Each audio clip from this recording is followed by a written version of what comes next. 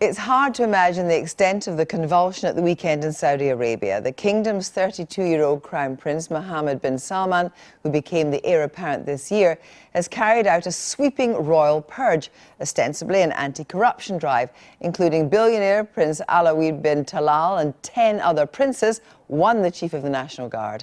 It's also being described as a move to consolidate his power by eliminating rivals opposed to his social and economic reform plans and eventual succession as king. The arrests and ministerial changes amount to a fundamental transformation of the state as it's existed since the 1960s. Mike Thompson reports.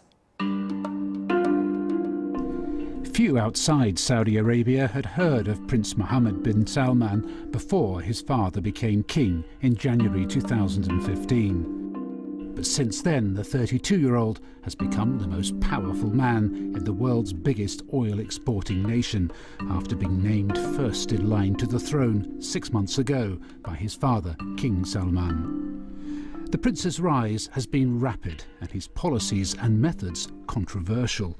Never more so than on Saturday night, when under his orders 11 princes, 4 ministers and dozens of former ministers were arrested.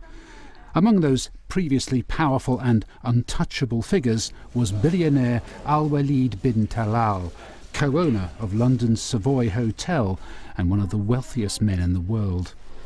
Those arrested are now thought to be being held in the luxury Ritz-Carlton Hotel in Riyadh. Saturday's crackdown follows the arrests in September by balaclavaed security officials of a range of clerics, academics and businessmen. Many view the latest arrests as little more than a brazen attempt to weed out dissent and political rivals of the ambitious heir to the throne. This amid speculation that King Salman may soon abdicate.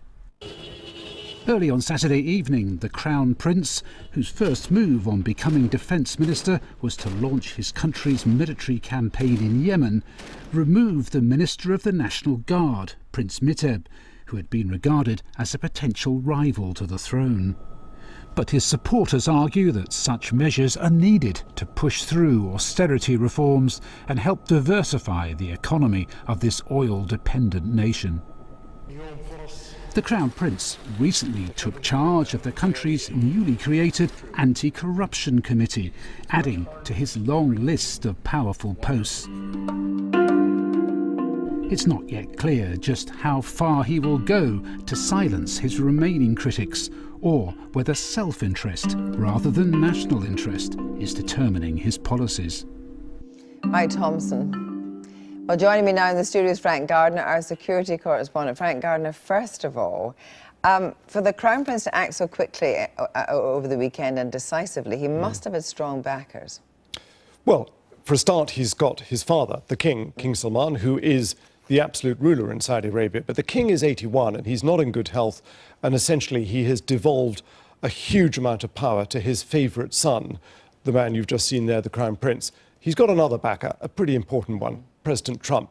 Not just President Trump, but Jared Kushner, the son-in-law, who was in Riyadh only a few days ago. I went to Riyadh in May, covered the Trump visit. It was extraordinary mood music between the White House and the House of Saud. They got on incredibly well. And I think President Trump views Crown Prince Mohammed bin Salman almost as a young Donald Trump. He's somebody who's not afraid to court controversy, bold moves, doesn't mind how many enemies he gathers. But we know that some of them were the most powerful prince, who actually owns half of the Savoy, apparently is holed up in the Ritz-Carlton with the other 10 princes. What is going to happen to them? Nobody is suggesting that they're going to get capital punishment. But at the same time, the Saudi leadership has made it clear that nobody is above the law, that their princely background will not necessarily save them from the law.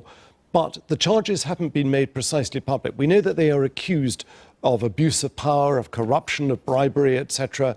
But Saudi law is very opaque. There is no constitution. There's no judicial process. It's left up to judges. So essentially, this is a political case rather really than a judicial one. Well, we know now, of course, already that the Crown Prince wants to make various reforms, female driving and so forth. But 70% of the country is under 30. Is it a kind of powder keg in the sense that he had to do something?